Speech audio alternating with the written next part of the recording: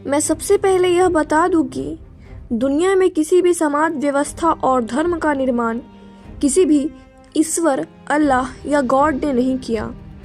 इससे साफ जाहिर होता है कि जाति को भी ईश्वर ने नहीं बनाया है।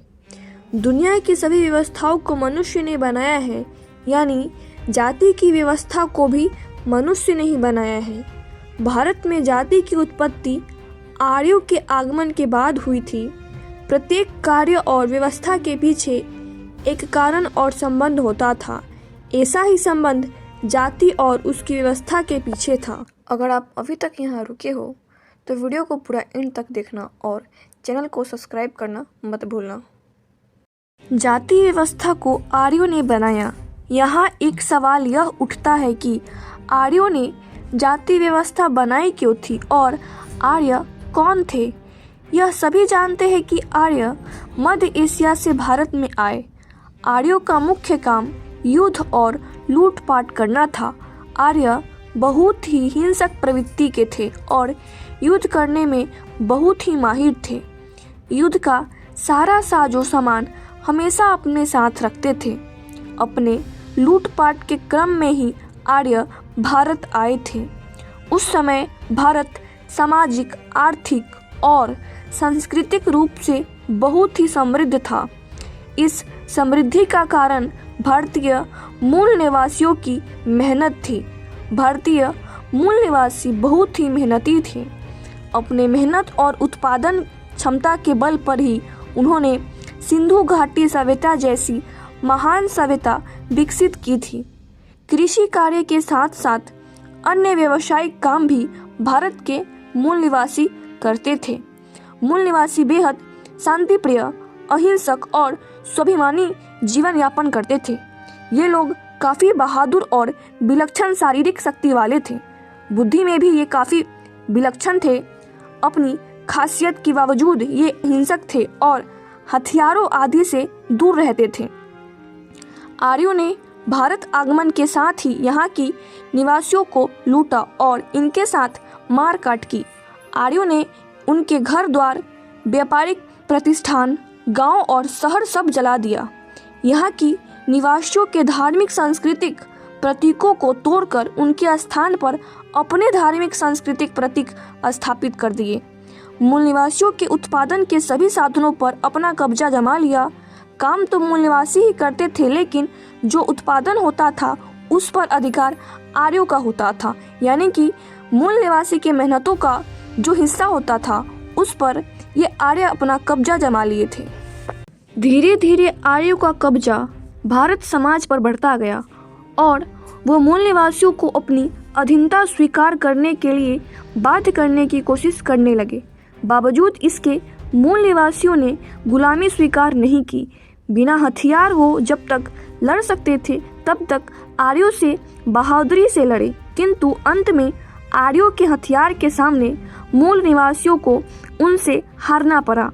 आर्यों ने बलपूर्वक बड़ी क्रूरता और निर्ममता से मूल निवासियों का दमन किया। दुनिया के इतिहास में जब भी कहीं कोई युद्ध या लूटपाट होती है तो उसका सबसे पहला और आसान निशाना स्त्रियां होती हैं। इस युद्ध में भी ऐसा ही हुआ। आर्यों के दमन का सबसे ज़्यादा खामियाजा मूल निवासियों के स्त्रियों को भुगतना पड़ा। आर्यों के क्रूर दमन से परास्त होने के बाद कुछ मूल निवासी जंगल में भाग गए। उन्होंने अपनी सभ्यता और संस्कृति को गुफाओं और कंदराओं में बचाए रखा। इन्हीं को आज आदिवासी कहा जाता है। यह गलत रूप से प्रचारित किया जाता है कि आदिवासी हमेशा से जंगलों में रहते थे। असल में ऐसा नहीं है।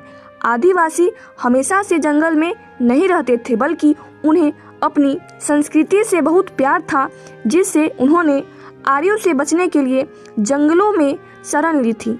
बाद में आर्यों ने झूठा प्रचार करके उन्हें हमेशा से जंगल में रहने वाला प्रचारित कर दिया और उनकी बस्तियों और संपत्ति पर कब्जा कर लिया।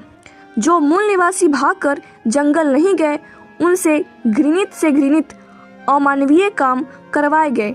मरे हुए जानवरों को रस्सी से बांधकर और उन्हें खींचकर बस्ती से बाहर ले जाना, फिर उनकी खाल निकालना आर्यों के घरों का मल मूत्र साफ करना तथा उसे हाथ से टोकरी में भरकर सिर पर रखकर बाहर फेंकना आदि काम मूल निवासियों से आर्य करवाते थे।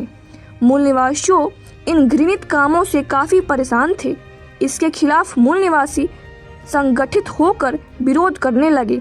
हालांकि आर्यों की लूटपाट एवं मारकाट से सभी बिखर गए थे, फिर भी समय समय पर संगठित होकर वे अपनी जीव बटता और बहादुरी से आर्यों को चुनौती देते रहते थे।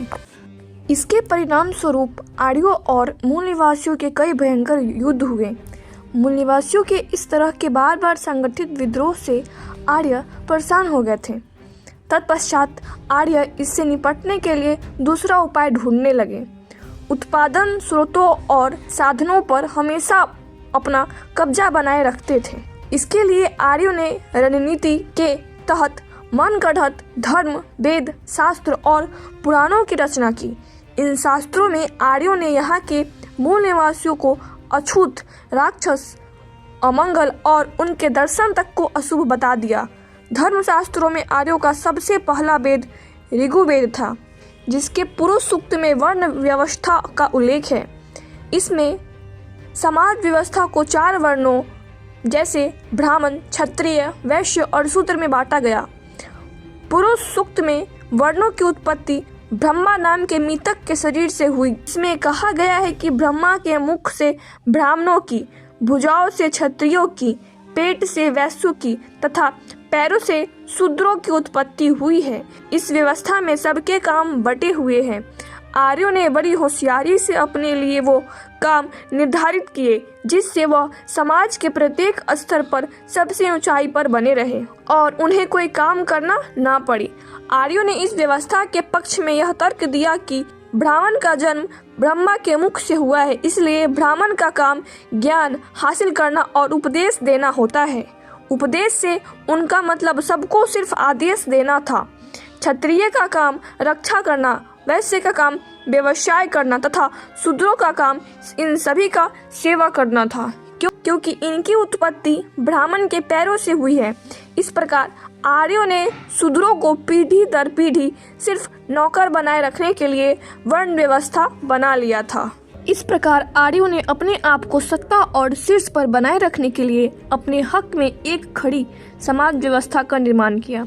समाज संचालन और उसमें अपना वर्चस्व बनाए रखने के लिए समाज के प्रत्येक मूल निवासियों पर अपना अहंकार और अपना हक जमाने लगा। तो फ्रेंड्स, आई होप कि आपको वीडियो पसंद आया। वीडियो पसंद आया तो वीडियो को लाइक करें, हमारे चैनल पर नया है तो चैनल को सब्सक्राइब करें और वीडियो को शेयर करना ना भूलें और कमेंट में ज़रूर बताएं कि आपको ये वीडियो कैसा लगा। तब तक के लिए टेक केयर।